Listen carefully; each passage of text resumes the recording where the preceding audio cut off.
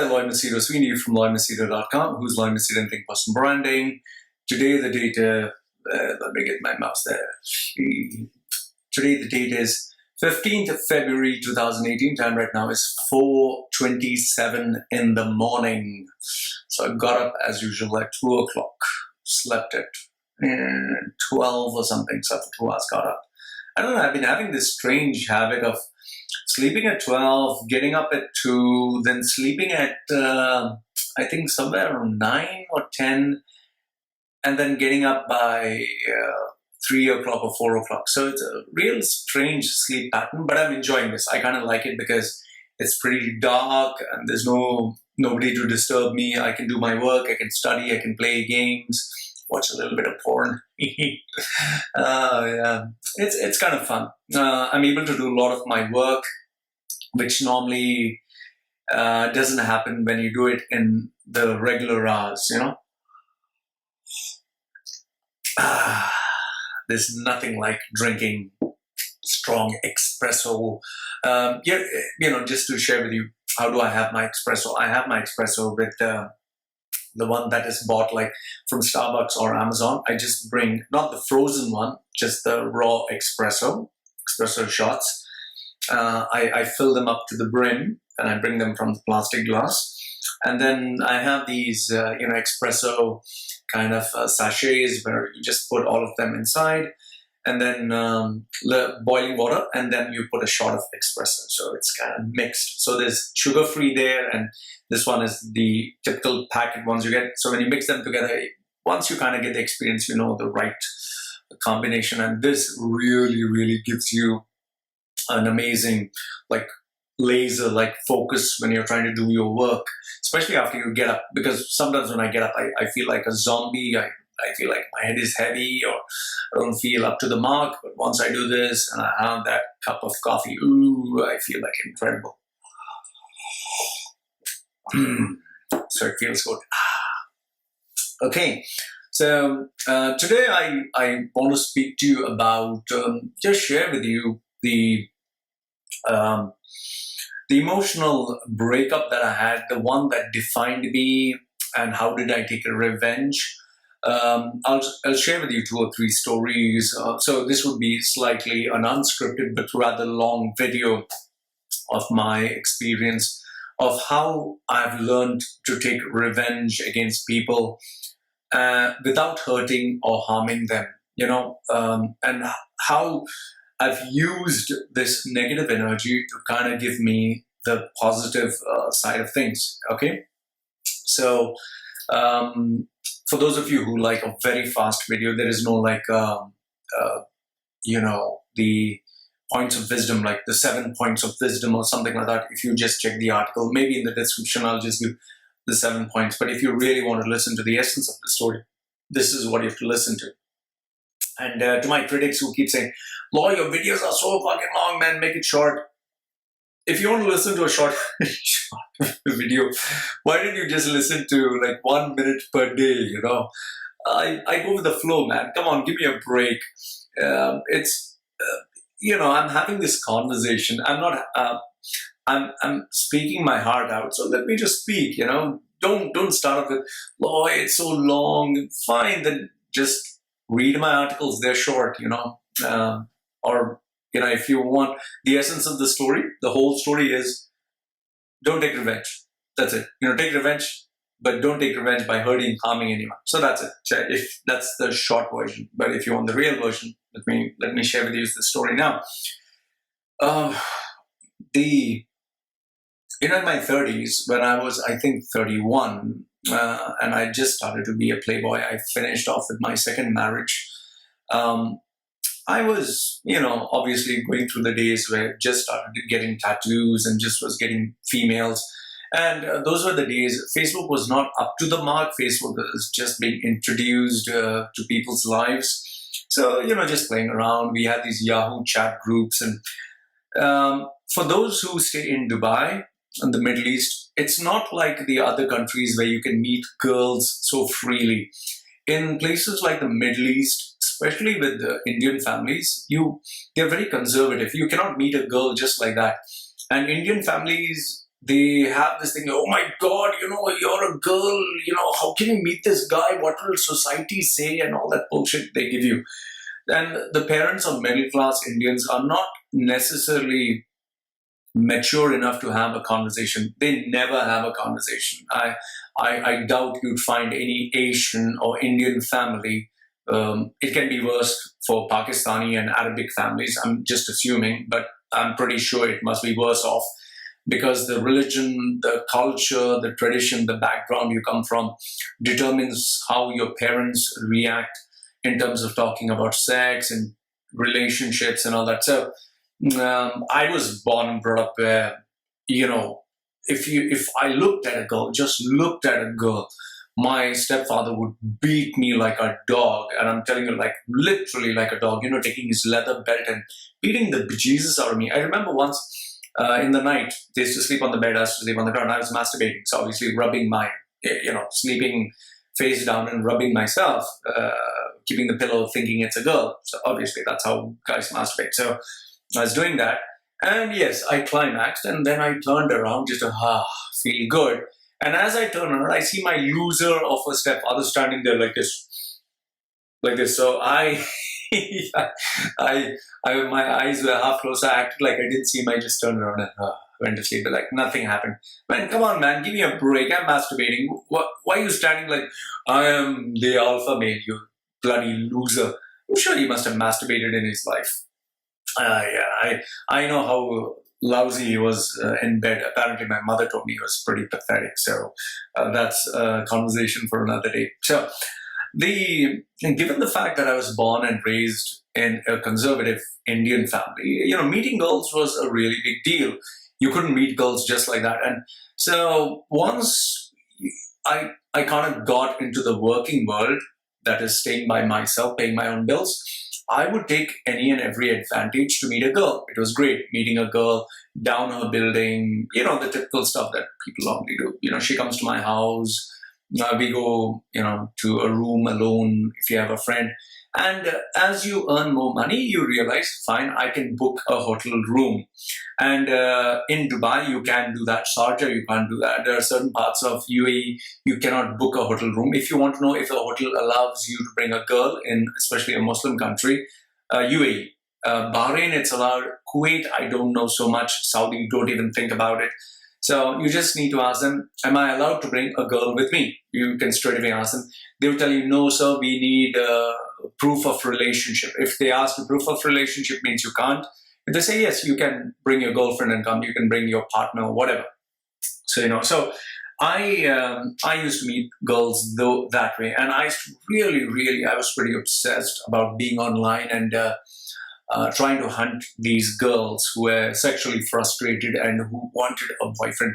I prefer going for those girls. I really preferred going for those girls who didn't have a boyfriend, who were frustrated. They wanted a good guy. They wanted a good guy, but not a loser. At the same time, it was easy to get them. I didn't want to work very hard to chase a female. I didn't believe in that strategy of you run behind a female for 2 years and then you get her. I mean, what's the big deal of getting that vagina? I mean, anyway, you're going to break up, okay? So I was not the kind of guy who wanted to go after a girl, chase her for 2 years and finally get her. So I would go for girls who are very easy to get, okay? And I had my pattern of seduction. I'm telling you, these patterns of seduction, they are not fake. They are really not fake. They exist. Seduction techniques exist, and I'm not trying to sell you a book or a course. They exist. It's how you play the game. It's how you ask those questions. It's how you make a girl feel.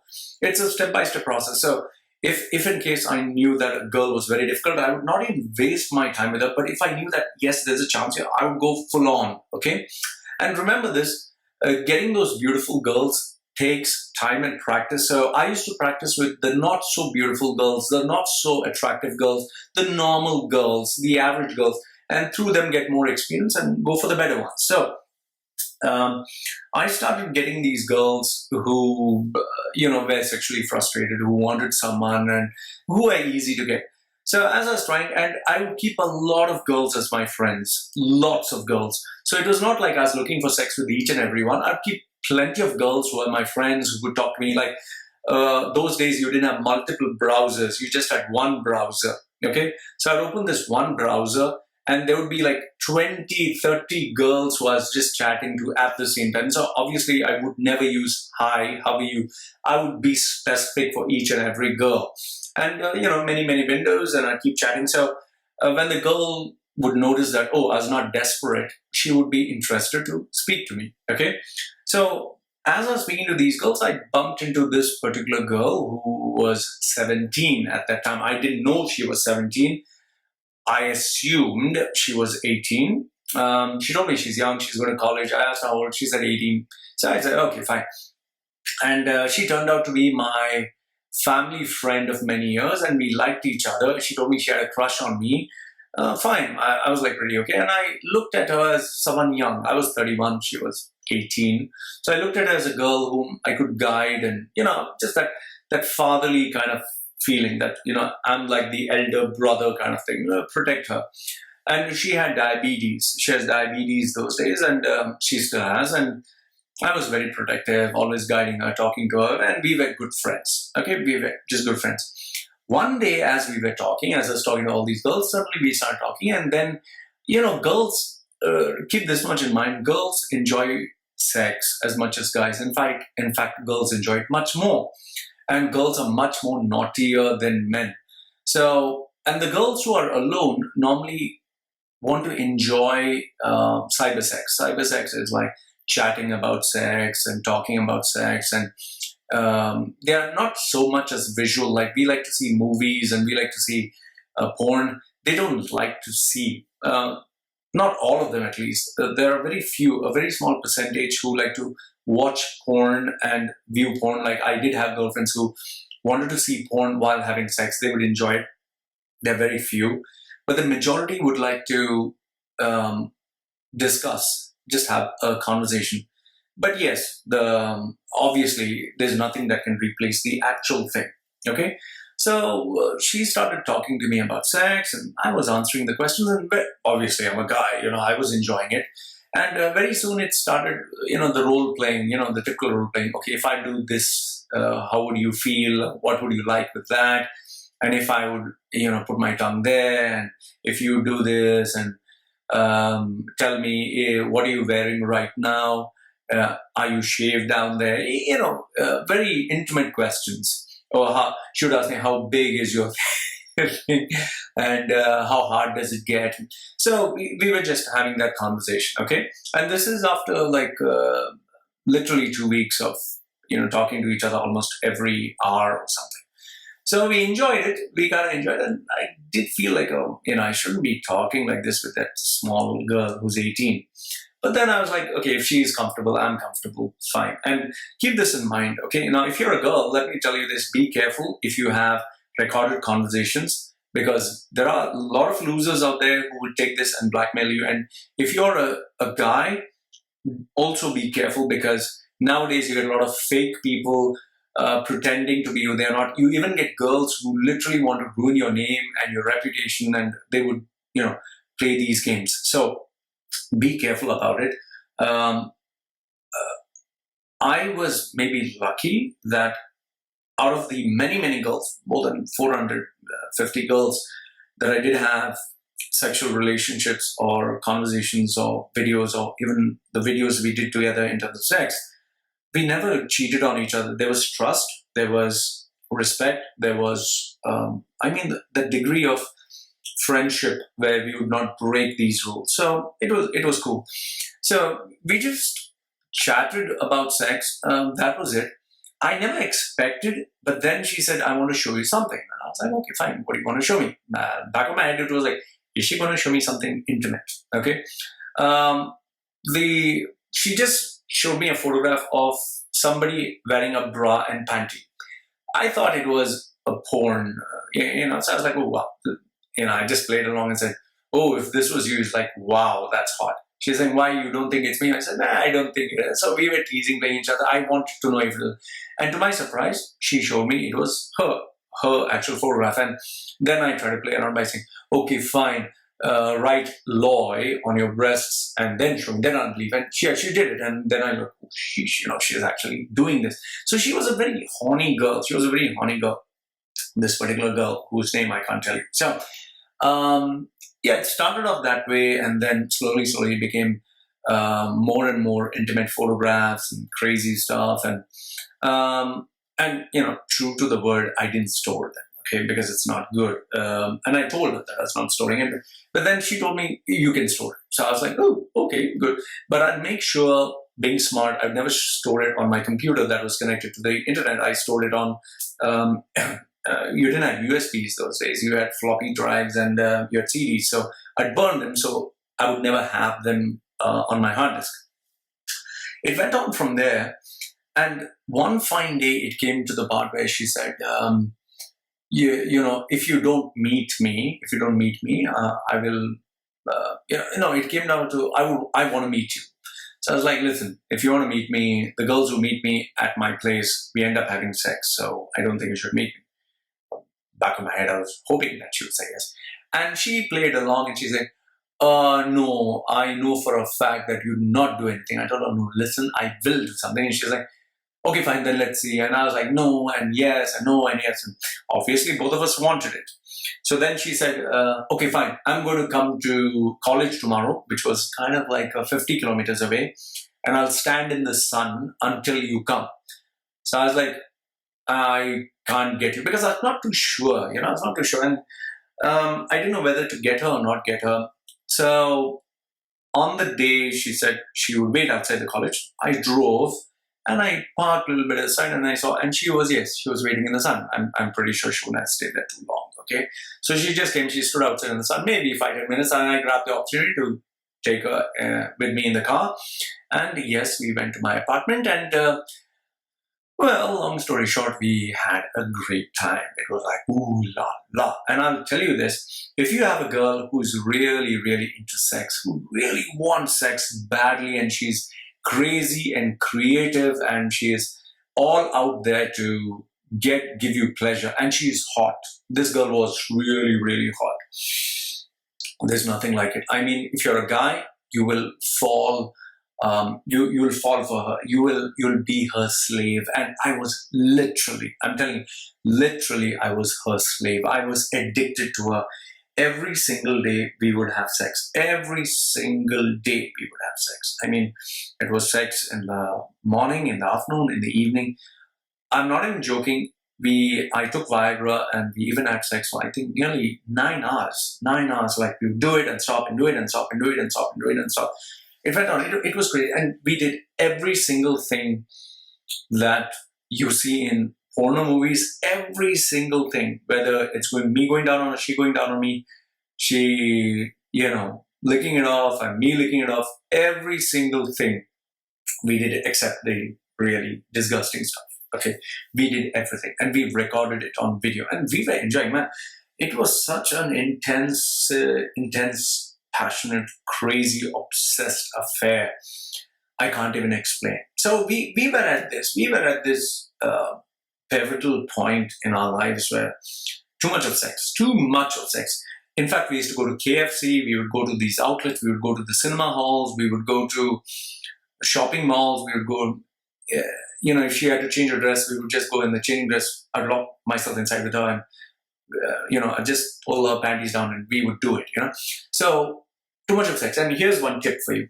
If you have a relationship where the sex is in excess, that relationship will not last. 99% of all the relationships that have excess of sex, they break up. And they break up pretty bad, okay? Because it's not possible to be consistent. It's not possible to be realistic with this kind of relationship. So, I didn't know it at that time. But we were having crazy, crazy sex. And I didn't know it at that time, but I was actually falling for her. I thought I was invincible. I thought I wouldn't feel anything. But where I realized that I was really addicted to her was when she told me she had to go to India. She had to go to India for completing her graduation, that is, to be, she wanted to be a doctor, okay, a dental, a dentist, yeah, whatever, dentist. So I was like, okay. And she, she completed her 4 years in Dubai in one of the universities, and she went off to India. And when she went off, I cried. I never cried in my life for any girl. I wept my heart out for her. She didn't cry, I cried. I should have taken that red flag that she didn't cry, I cried, but I didn't. I was so crazy about her. So, we had planned marriage, we had planned everything and all that. And remember this, when you get a relationship that goes long distance, it is guaranteed to break up. Long distance relationships never work. If you're married and it's long distance, you can be guaranteed and rest assured your wife is having sex with someone, you're fucking someone. That's how it is. Long distance relationships, all of them, I know it. Been there, done that, had sex with married women, I know how it is. They don't talk about it, but this is a fact. You're a natural human being, and you have feelings, you have emotions, you want to be shagged once in a while. So if you don't have your partner, you obviously will go to someone. And for a man, it's very easy. You just have to go, pay a little bit of money. She'll keep you happy, do whatever you want. It's like you're hungry, you're eating food. Even for women, there are a lot of desperate, crazy men out there. A lot of women like young boys. I'll tell you this, you might not believe this, but a lot of older women like younger boys. They like small boys. They like younger boys. Why do you think Justin Bieber, so many women go crazy about him? You think all these small girls go crazy about him? They're grown-ass women. I know of 40, 50-year-old women who have children. They are busy shagging their son's best friend or something. Where do you think these porno concepts come out? Like having sex with a plumber, or having sex with my best friend, or having sex with my father's friend or my daughter's friend. All these examples come from real life. Okay, so this long distance relationship started, and I know this part of the story will sound pretty crazy, but the deal we had made was, even though I was a playboy, she said, you can sleep around with other girls, no problem. She said, it's okay, I'll still love you.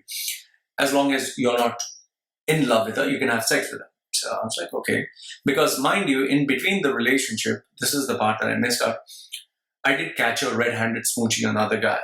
And I caught her. I saw her face to face, that she was smooching another guy, and I was cool about it. I was like, it's okay. Because I was still crazy about her.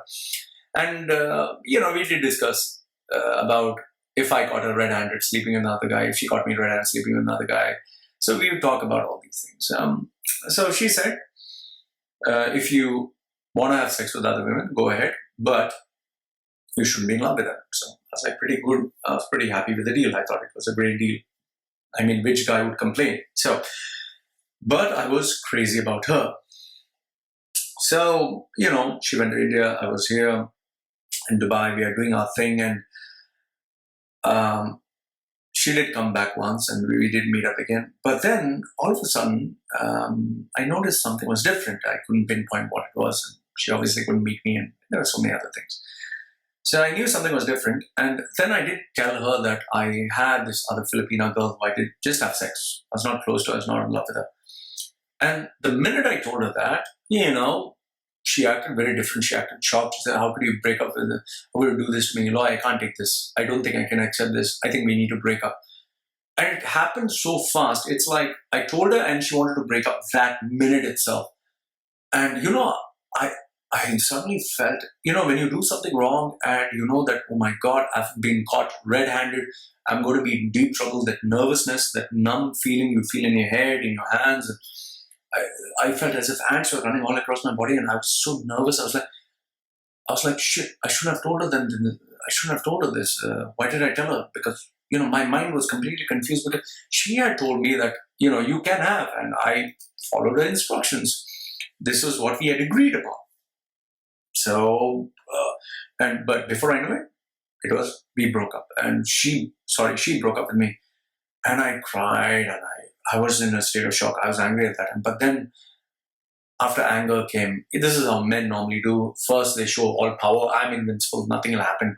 But after that, they become soft, and then they break down and cry. All guys are like that. Girls, on the other hand, cry first, but then they become strong later. Guys become strong first, but then they cry later. So I started to cry, went back to her. No, she didn't care a damn. She had just moved on. And that was another red flag. I should have known that, because if a girl can move on so easily, she's not in love with you. Trust me, if a girl loves you, even if you sleep around, she'll never leave you.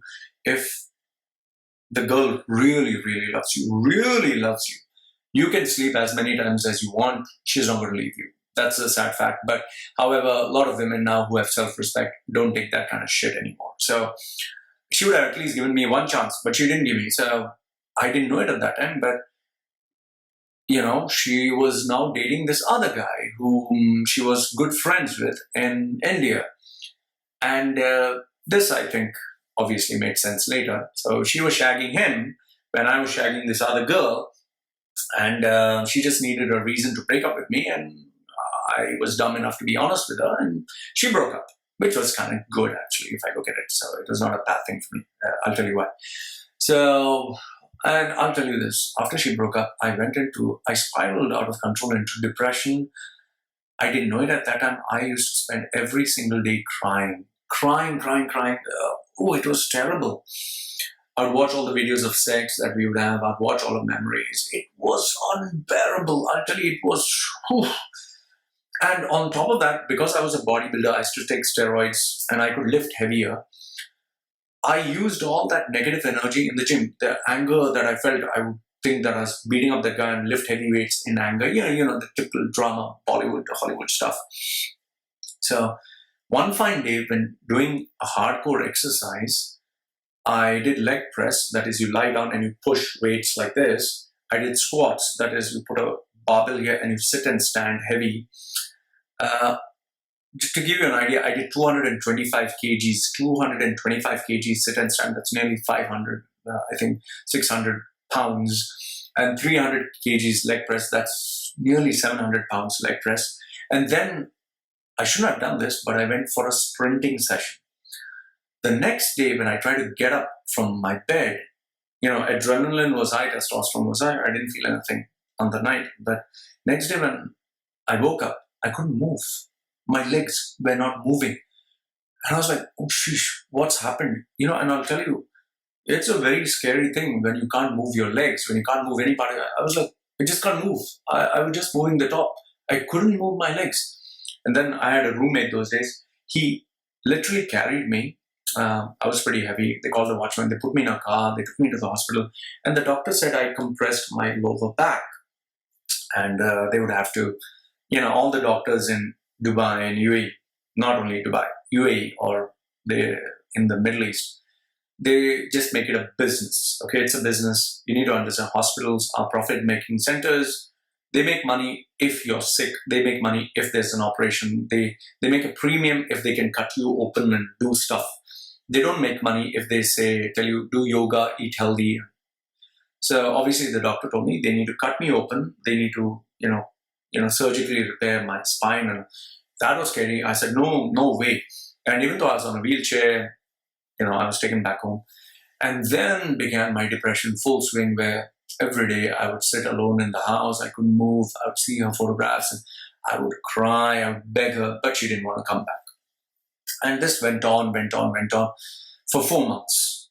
And you can imagine, we are still close to the point like friends, where she's telling me how she's shagging the guy and I have to listen to it. And I'll tell you, that's not a very nice thing if you love someone. A girl telling you how she sucked him and swallowed his cum and that he was fingering her and he put his tongue there. It was so painful, man. I couldn't take it. Okay? So what I realized is I needed to get away from this girl. Otherwise, I was going to be this thing. And we started to fight almost every day. So finally, and I didn't want to harm this girl. I really didn't want to harm, because I was never that kind of guy who wanted to harm anyone. So what I did is I told her, say, listen, I have your videos with me. I have your photographs. I have everything. I'm going to delete everything. And the copies that I have, I'm going to give it to you. Okay? I told her, please ask your brother or ask your friend or somebody to come. I literally drove near her house and I dropped it outside her house, all the stuff, and I let her know. And by the way, just so that you know, her parents were very strict. They never knew that I was a part of her life. If they did, they would have destroyed her. And this is just for you to know, her father used to sexually molest and rape her every night. Okay, mostly every night. I could have destroyed her name. I could have spread the rumors left, right, and center. I could have done so much of damage, but I chose not to. Okay? Her father was doing all these rubbish things, and I had photographs, I had videos, I knew emails of people that she knew, I knew her friends. I could have done so many things as I would forget it. So after I gave it all back, then I came home and I sat down and I was like, oh, just to let you know, I healed by the time I could walk at least a little bit. But the pain was still there, and I was like, how do I get this girl out of my head? Man, it was terrible.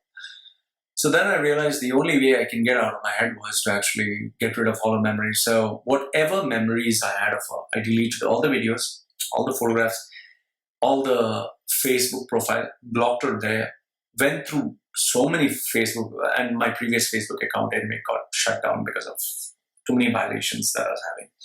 Those days, Facebook was, the rules were not defined. So deleted quite a number of things. And then I checked, I even had her panties, I had a bra that I was to hug and kiss and sleep with it. I burnt it all off. I burnt her letters off. I destroyed every single memory of hers. It was gone. Okay?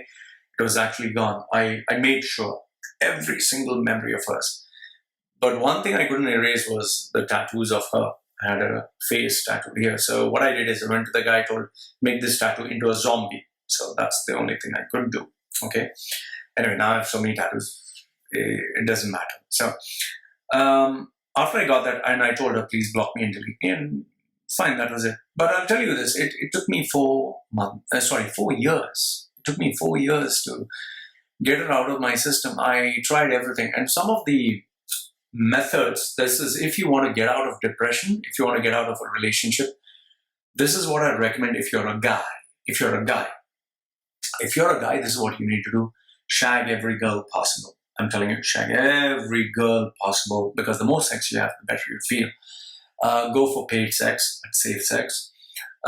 It doesn't matter if you're going for an ugly girl, a beautiful girl, or fat girl, thin girl. Just get laid, Have plenty of girls who are your friends. Don't shag all the girls.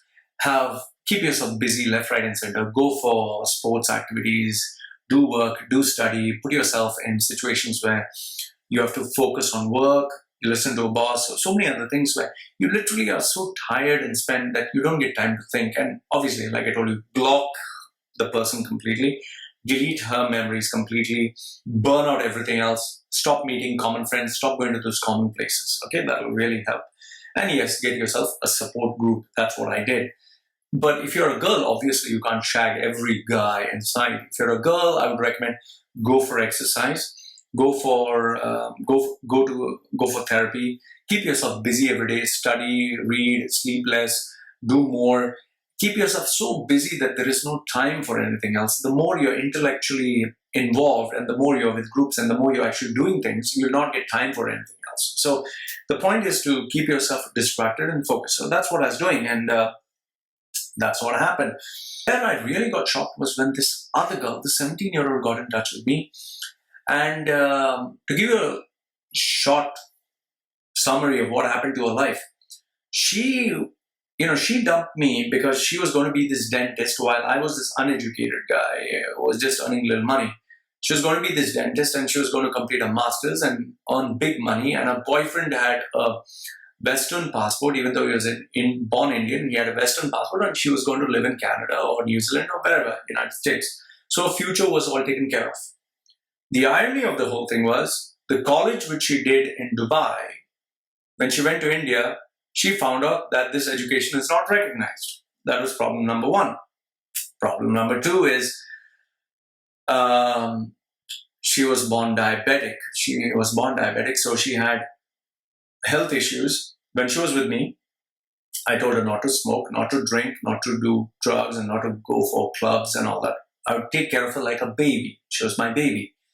This guy, on the other hand, used to make her drink alcohol, smoke cigarettes, do all the shit, not sleep in the night, go to nightclubs. And if you're born diabetic and you do not take care of your health, you don't take your medicines on time, your health just keeps decreasing. It gets worse.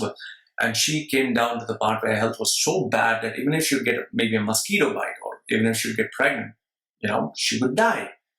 And just imagine that you're dependent on medicines. How would you even conceive a child? It's there's so much of risk. I mean, my wife is perfectly healthy. I am so scared about her health. Okay. So, and then on top of that, initially the families liked each other. Now the families hated each other. And to add to the misery, it seemed that apparently the guy no longer liked her, or she didn't like her. She claimed that she didn't like him, but I feel he didn't like her. So now the relationship is slowly breaking off. Okay, and her father's successful business had now gone bankrupt. They had moved from Dubai. Now they were in India, and she had gone back to the village where she came from. So now she didn't have a boyfriend. She didn't have proper education. She had to redo her 4 years. She did, and now she was only an average dentist. She couldn't push herself too hard because her health was at stake. Her health was failing. Nobody wanted to marry her apart from the village mentality boys. And the guy also dumped her. And now she was nowhere. And that was like, I actually didn't, I didn't gloat. I didn't say, yeah, I was not super happy about it, but I was like, okay, I'll be lying if I didn't think remotely that maybe we could be together. But I did feel that we had moved on. So we were like, okay, average friend. We just thought, fine, let's be friends. However, where I realized that she had not evolved at all and I had evolved 100 times more is when we started to talk, as time went on. And mind you, in those 10 years, from the nobody that I was, today I was, which I am even today, I was consulting CEOs. I was being a mentor to high performance achievers. I had clients globally. I was charging people $1,500 an hour, even $150 an hour just to talk to me. So I was meeting people from all walks of life. While she was still this, college immature girl who was in a village like college, so she was still meeting these kids. So she was, sending me stupid messages and photographs like, see my Shanu, my Bobo, my Boo, yeah, teddy bear that I'd given her 10 years ago. So she's hugging the teddy bear and saying, see his heart beats close to mine. Oh, my Bo, Lord, I don't know why I'm not able to breathe when I don't think of you. I was like, ew, this is stuff you talk about when you're a kid. You don't talk about. So I was like, well, I actually told her, listen, sweetheart, this stuff we talk when you're kids. We don't talk like my boo-boo and my bobo is my teddy bear, my Shanu loves you. And I was like, grow up, So I tried to kind of tell her this, but where it really pissed me off and I really lost it is I added her to my groups so that she would interact with my VIP groups, the mature people, the CEOs. She would get some insight. And one fine day she sends me a message privately, tell me, Roy, should I tell them that there's no one who went down on me like you? The way you put your tongue inside me and lick me off, that was amazing. Something like that. I was like, are you for real? I mean, okay, if you have cyber sex with someone you're close to, I can understand, but how dare you? I mean, how dare you forget that you don't have the privilege to speak to me like this? I've given you the respect of being a friend, but I'm not your dog who's going to listen to that shit. And especially with my clients, I mean, my VIP, my work is priority. I'm a grown-ass man today. I run a successful brand, a business.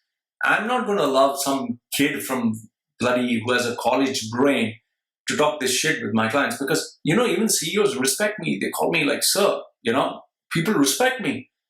How dare you say that? I thought about it and I didn't react. That's how I always do things when I'm really at the height of being aggressive. I allowed myself to calm down. And once I was calm, I chose how to react. And I said, I would like to speak to you online. She said, yes. And I sent her the most threatening message of them all. I let her know that I would actually destroy her name, her reputation online through an SEO mechanism whereby she would not get any admission in any college, any job, anywhere in the world. Now, the fact is I wouldn't do that. I would never do that to anyone. However, I let her know what I could do if she didn't get away from my life. Okay, if she didn't get away. Now, apparently, she follows all. My tongue, I nearly bit it. Apparently, she had followed all my videos. She followed me. She kept a track. I'm sure she would even watch this. Now, the fact is, I wouldn't destroy it because that's not the type of person that I am. But I didn't like being disrespected. Okay, and I let her know what I could do, and I told her very clearly, I'm not going to delete you, but I'm giving you the opportunity to delete me. And if you don't block and delete me, you're going to be in deep, deep trouble. I will destroy you. And just like that, she blocked me, and that was the end of it. Now, see, the thing that I want to, bring to your attention is the fact that the revenge that I took against her, okay, I could have ruined her name, I could have spoiled her name, I could have done so many things. When you have someone's sex video, you have a girl who's naked, and she's Indian, coming from a conservative family, and if you were to just upload this video of her being naked or her naked photographs, that's finished. I mean, that's over. If I had spread the story of her father having sex with her, trying to rape her, molesting her, had I spread it in that community that she belonged to, or the church, or not finished. I could have done all those things. But I chose not to. I really chose not to because I didn't want to destroy her life. Okay? And I'm glad I didn't because, it eventually, I just focused on me. So, what I'm trying to tell you is if you want to take revenge against someone, don't focus on that person. Don't even think about that person. Just let go. Like, even right now I had this girl, Thai girl, who came, she had tattooed my name on her chest, and she took away 100,000 and she ran away. I had this guy who I had a tussle with, kind of like ego clash on Quora, where he was sending me threatening messages and telling me he'll send someone to kill me in some movie, but he portrays that I'm a bad guy. And the fact that I got banned from Quora, he is gloating over it. Now, I don't spend a single minute thinking about it. Rather, I focus on my brand because end of the day, by putting him or anybody down, I'm not going to benefit. How do you benefit by putting someone down? Instead of focusing on him and putting him down, I'd rather focus on me and lift me up.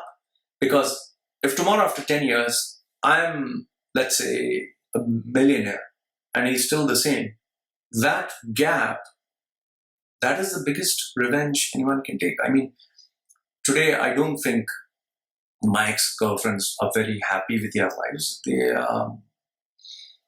It's a terrible life. I'm not saying that, because my life is good, their life is bad. No. When I look at them, I'm glad I'm not with them. I'm not saying this as a bad thing.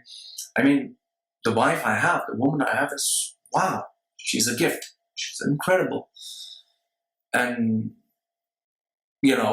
I'm having the best of both the worlds. So I'm enjoying my life.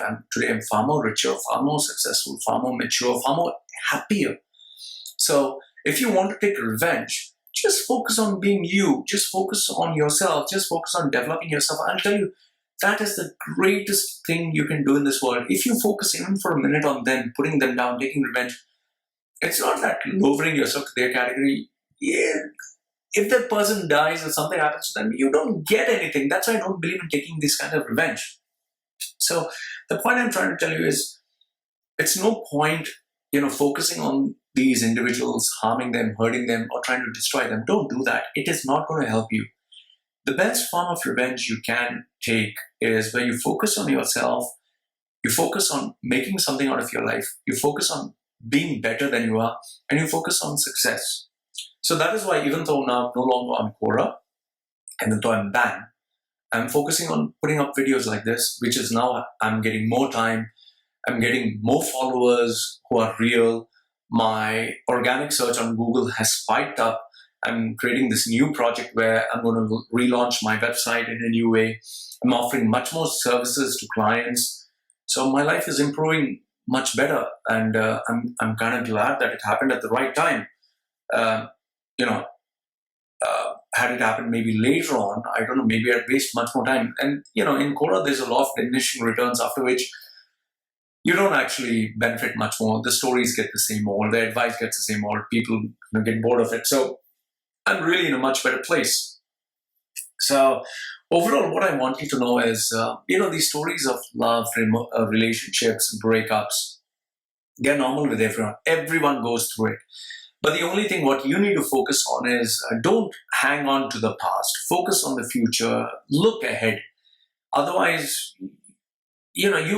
I'll tell you, life is too short, man. Today I'm 41, okay? I'm getting older. So even if I'd taken revenge, I don't think it would have helped me in any way. So I'm glad I didn't take revenge. I'm rather glad I focused on myself, because today I'm much better than what these other women are. In fact, when I look back at the girls I was dating at the age of 16, I'm like, yuck, yeah. I'll tell you, you look back on your relationships, the girls that you once dated, and you'll be like, oof, thank goodness I was not with them. Because women mostly put on weight. Once you give birth to a baby, you're ripping your body off. You have this creature growing inside your body, and then your body gets cut open. Girls don't remain the same, and some of them really put on weight. They become poof. And if she's an Indian girl, they obviously will be like, bah. No, when I look at them, I'm like, my goodness, look at this. So I got myself a young, beautiful, sexy wife, really hot, obedient, loving, caring, giving wife. I mean, what more greater gift do I need? So, and if you're a girl and the guy dumps you, be glad that this guy dumped you. I mean, maybe it could be much more worse. You look at some of the cases in Bangladesh and Pakistan, they pour acid. One of the videos that I've seen on YouTube is these guys have poured acid on the poor girl. I mean, ooh, my goodness. So just be glad that the guy broke off with you. You're much better off. I've known ladies who married a wrong person only to end up with their face busted, like one of my other clients many years ago. Her orbital bone was broken. She couldn't see properly through one eye. She was partially deaf, and her hand was broken in 2 places, courtesy her husband, and she's a mother of 7 children. Her husband is sick. So, I hope this video gives you some insight about taking revenge, about breaking off with the relationships and feeling depressed. Just move on. I'll tell you, focus on yourself, move on. I've given you the strategies, which are very simple. That is, burn every possible memory, block and delete every common friend or person. Don't go out to any place where this person goes. If you can change your residence, you can change your country, do everything. Block them off. Destroy every memory. You don't need those roses, those love letters, nothing. It's gone. It was a temporary phase. You're not gonna. There are some people who look at their old love letters. I threw all of them. It's useless, man. As you get older, you're not going to look at love letters that you had when you're 16 years old. It doesn't serve any value. I don't know. Some girls keep it, but for me, I dumped it all off. I burned all the stuff. I'm glad. Today I focus only on myself. So I hope this gives you some value, some insight, and I really hope that you succeed in overcoming the depression or whatever. And before I end, just like to tell you, if you like my video, please give me a thumbs up. Please put a comment. It would really be nice. You can share my video. It would be great. If you have any questions, let me know. If you like my services, thinkpersonalbranding.com. You want to contribute to my channel, go to PayPal, Machedo. So this is me saying goodbye for now. Let me know what you think. I'd love to hear from you. Do you want more videos like this? Do you have any questions? Do you want any particular video for anything? I'd always be glad to hear. So this is Loy from LoyMachedo.com, who's Loy Machedo and Think Personal Branding, signing off for now.